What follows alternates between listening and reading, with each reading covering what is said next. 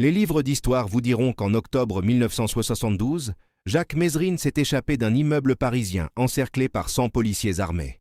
Le rapport officiel dit qu'il a utilisé les égouts, qu'il s'est enfui par les toits, qu'il a disparu comme un fantôme. Dossier classé. Mais voici ce que les livres d'histoire ne vous diront jamais. Voici ce que la police nationale a enterré dans un dossier marqué « Ne jamais divulguer ». Jacques Mézerine n'a pas utilisé les égouts. Il n'a pas escaladé les toits. Il n'a pas disparu. Il est sorti par la porte d'entrée principale, habillé en commissaire de police, avec une fausse moustache, des lunettes et un uniforme volé 3 jours plus tôt. Il a serré la main de 15 officiers. Il a dit « Bonne nuit, messieurs, continuez le bon travail ». Et il est monté dans une voiture de police officielle et a conduit directement devant le commissaire qui dirigeait toute l'opération. L'audace de cet homme n'était pas de la folie, c'était du génie calculé. Et ce qu'il a fait cette nuit-là n'a pas seulement humilié la police française. Ça a créé une légende si puissante que pendant 10 ans, chaque criminel en France a essayé de copier sa méthode. Parce que Mézerine a prouvé quelque chose que personne ne voulait croire. L'arme la plus dangereuse n'est pas un pistolet. C'est l'audace absolue.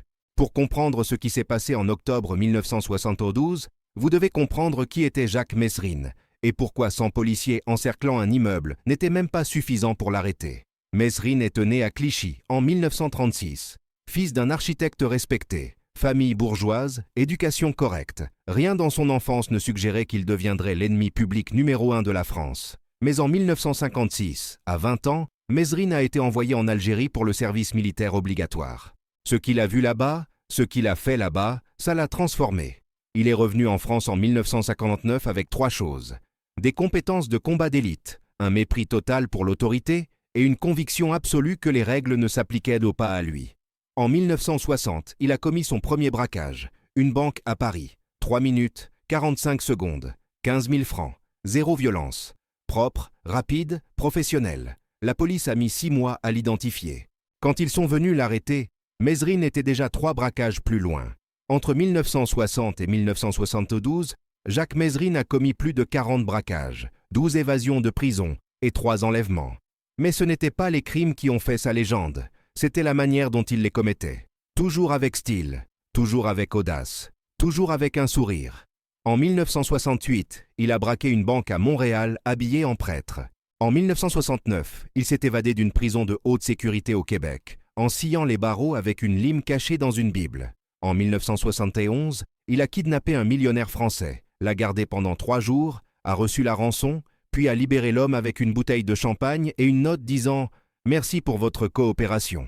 La police française le détestait. Le public français l'adorait. Parce que Mézerine ne volait pas les pauvres. Il volait les banques, les riches, les puissants.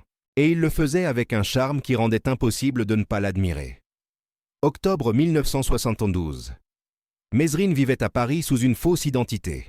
François Leclerc, professeur de littérature, appartement modeste dans le 15e arrondissement. Personne ne savait que c'était lui. Personne ne le soupçonnait. Mais le 12 octobre, quelqu'un l'a reconnu.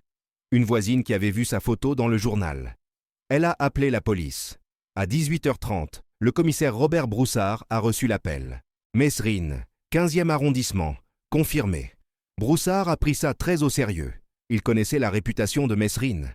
Il savait que cet homme s'était évadé de 7 prisons différentes. Il savait que l'arrêté nécessiterait une force écrasante. À 20h, 100 policiers ont encerclé l'immeuble. 50 à l'avant, 30 à l'arrière, 20 sur les toits des immeubles voisins. Fusil, gilet pare-balles, chien, projecteur. Broussard a pris un mégaphone. « Jacques Mézerine, vous êtes entouré. Sortez les mains en l'air. Vous avez 5 minutes. » Silence. Aucune réponse. Broussard a attendu. 1 minute, 2 minutes, 3 minutes, rien. À la 4e minute, une lumière s'est allumée au 3e étage. Une silhouette est apparue à la fenêtre. Puis la lumière s'est éteinte. Broussard a souri. Il l'avait. Enfin. Ce que Broussard ne savait pas, c'est qu'à ce moment précis, Jacques Mézerine était dans la salle de bain, se rasant la barbe, collant une fausse moustache, mettant des lunettes à monture épaisse. Il avait volé un uniforme de commissaire de police 3 jours plus tôt lors d'un cambriolage dans un commissariat de banlieue. Pas pour s'évader, juste au cas où. Parce que Mézerine planifiait toujours 3 coups d'avance. Il a enfilé l'uniforme. Pantalon bleu marine, chemise blanche, veste avec un signe, casquette. Il s'est regardé dans le miroir. Parfait. Il ressemblait exactement à un commissaire de 50 ans. Fatigué, autoritaire, ennuyé. Il a pris une mallette vide. y a mis son pistolet, ses faux papiers et 50 000 francs en liquide. Puis il a fait quelque chose que personne n'aurait jamais imaginé. Il est sorti de son appartement, a descendu les escaliers et s'est dirigé vers la porte d'entrée principale, où 100 policiers attendaient Jacques Mezrine. À 20h23, la porte d'entrée de l'immeuble s'est ouverte. Un commissaire de police est sorti, mallette à la main, l'air fatigué. Il a regardé autour de lui, a vu les policiers partout, a secoué la tête avec exaspération. « Quelle pagaille !» a-t-il murmuré. Un jeune officier s'est approché. « Commissaire, vous étiez à l'intérieur ?»« Oui, » a dit Mezrine sans hésiter. « J'interrogeais les voisins du 3e étage. Personne n'a rien vu. Soit il s'est échappé avant notre arrivée, soit il se cache dans les murs. » L'officier a hoché la tête. Le commissaire Broussard veut que personne ne quitte le périmètre. Mezrine a souri. « Bien sûr. Dites à Broussard que j'ai vérifié l'appartement 3B. Rien. Je vais coordonner avec les unités à l'arrière. »« Oui, commissaire. » L'officier a salué. Mezrine a salué en retour. Puis il a marché calmement vers une voiture de police garée à 21 mètres. Personne ne l'a arrêté. Personne ne l'a questionné. Parce qu'il portait l'uniforme. Parce qu'il marchait avec autorité. Parce qu'il était Jacques Mezrine, et Jacques Mezrine comprenait quelque chose que la plupart des gens ne comprennent jamais. Les gens ne voient pas ce qui est devant eux. Ils voient ce qu'ils s'attendent à voir. Mezrine est monté dans la voiture de police, a démarré le moteur, a allumé les phares, puis il a conduit lentement vers le barrage principal, où le commissaire Broussard se tenait avec 15 officiers, bloquant la rue. Mezrine a baissé la vitre. « Bonsoir, commissaire. » Broussard s'est approché. « Vous avez trouvé quelque chose ?»« Rien au 3e étage, » a dit Mezrine. « Mais j'ai un informateur dans le 18e qui dit que Mezrine a une planque là-bas. Je vais vérifier. » Broussard a froncé les sourcils. « Maintenant ?»« Le temps, c'est tout, commissaire. Si Mezrine a des complices, ils vont le prévenir que nous sommes ici. Je dois bouger vite. » Broussard a réfléchi pendant 3 secondes. Puis il a hoché la tête. « D'accord, mais prenez du renfort. »« Pas besoin, » a dit Mezrine. « C'est juste une vérification.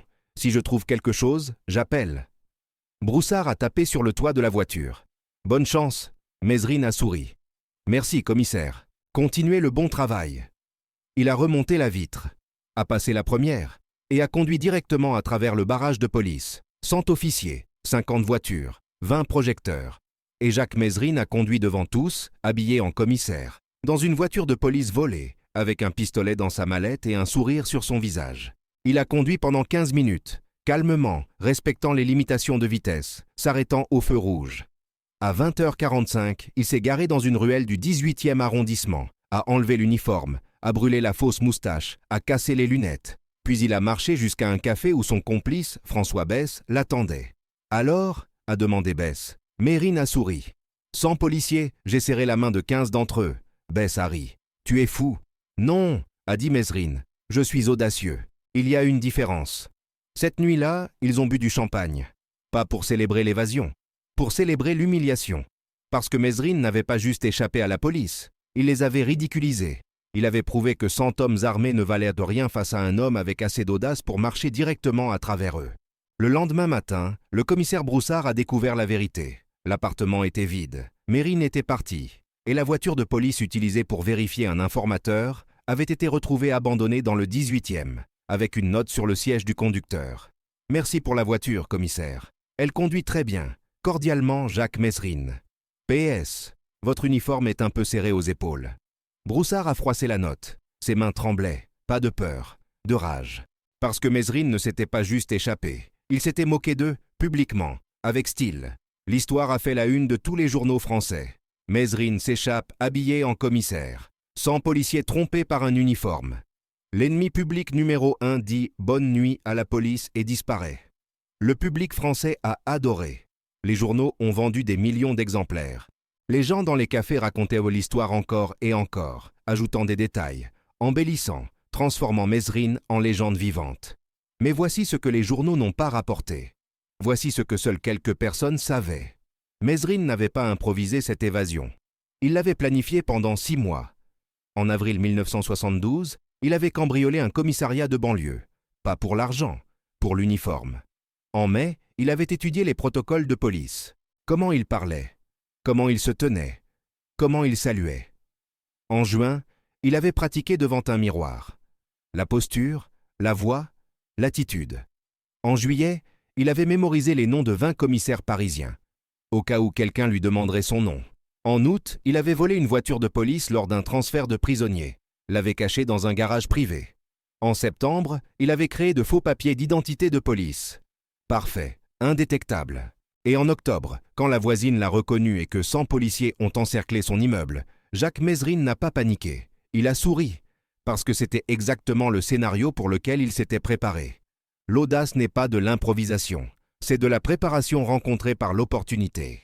Pendant les 6 années suivantes, de 1972 à 1978, Jacques Mézerine est devenu l'homme le plus recherché de France. Il a braqué 32 banques, il s'est évadé de 4 autres prisons. Il a donné des interviews aux journaux, se moquant de la police, expliquant ses méthodes, défiant quiconque de l'arrêter. En 1973, il a braqué une banque à Lyon habillé en femme. En 1974, il s'est évadé de la prison de la Santé en utilisant un hélicoptère volé. En 1976, il a kidnappé un juge qui l'avait condamné, l'a gardé pendant 1 semaine, puis l'a libéré avec une lettre expliquant pourquoi le système judiciaire français était corrompu. La police le détestait avec une passion qui dépassait la raison. Mais le public français l'adorait, parce que Mézerine représentait quelque chose que les gens ordinaires ne pouvaient jamais être. Libre, audacieux, incontrôlable. Il vivait sans règles, sans peur, sans excuses. Et dans une société qui écrasait l'individualité, qui punissait la rébellion, qui exigeait la conformité, Jacques Mézerine était un héros. Mais toutes les légendes ont une fin. Le 2 novembre 1979, Jacques Mézerine conduisait dans Paris avec sa petite amie, Sylvia Jean-Jacot. Il ne savait pas que la police le suivait depuis 3 jours. Il ne savait pas qu'ils avaient planifié une embuscade. À 15h30, sur la porte de Clignancourt, 20 policiers ont ouvert le feu. 190 balles. Mézerine a été touché 21 fois. Il est mort instantanément. Sylvia a survécu, blessée, mais vivante. La police a célébré. Les journaux ont titré « L'ennemi public numéro 1 est mort ». Le gouvernement a déclaré que la justice avait été rendue. Mais voici ce qu'ils n'ont jamais compris. Voici ce que l'histoire a prouvé. Jacques Mézerine n'est pas mort ce jour-là. Pas vraiment, parce que les légendes ne meurent pas avec des balles. Elles meurent quand les gens arrêtent de raconter leurs histoires. 45 ans plus tard, les gens racontent encore l'histoire de l'homme qui s'est échappé d'un immeuble encerclé par 100 policiers en se déguisant en commissaire. Les criminels étudient ses méthodes. Les cinéastes font des films sur sa vie. Les livres analysent de sa psychologie. Et chaque fois que quelqu'un demande quelle est l'évasion la plus audacieuse de l'histoire, le nom qui revient toujours est Jacques Mézerine. Parce que ce qu'il a fait en octobre 1972 n'était pas juste une évasion. C'était une déclaration. Un message si audacieux que 50 ans plus tard, les gens se souviennent encore de chaque détail. L'uniforme volé, la fausse moustache, les 15 poignées de main. Le « Bonne nuit, messieurs », la voiture de police, la note laissée pour Broussard. Chaque détail était calculé pour maximiser l'humiliation, pour créer une histoire que les gens ne pourraient jamais oublier. Si cette histoire vous a touché, si vous croyez que Jacques Mézerine était plus qu'un criminel, qu'il était un symbole de rébellion contre un système qui écrase l'esprit humain, abonnez-vous. Nous racontons les histoires que l'histoire a essayé d'enterrer. Laissez un like si vous pensez que l'audace de Mézerine mérite d'être rappelée. Commentez ci-dessous. Était-ce du génie ou de la folie? Quand un homme défie 100 policiers et gagne, qu'est-ce que ça dit sur le système? Prochaine vidéo. La fois où Mézerine a kidnappé un millionnaire, a reçu la rançon, puis a libéré l'homme avec du champagne et des excuses. Souvenez-vous du nom. Jacques Mézerine. L'ennemi public numéro 1. L'homme qui a prouvé que l'arme la plus dangereuse n'est pas un pistolet. C'est l'audace absolue. Reposez en puissance, Jacques. La légende ne meurt jamais.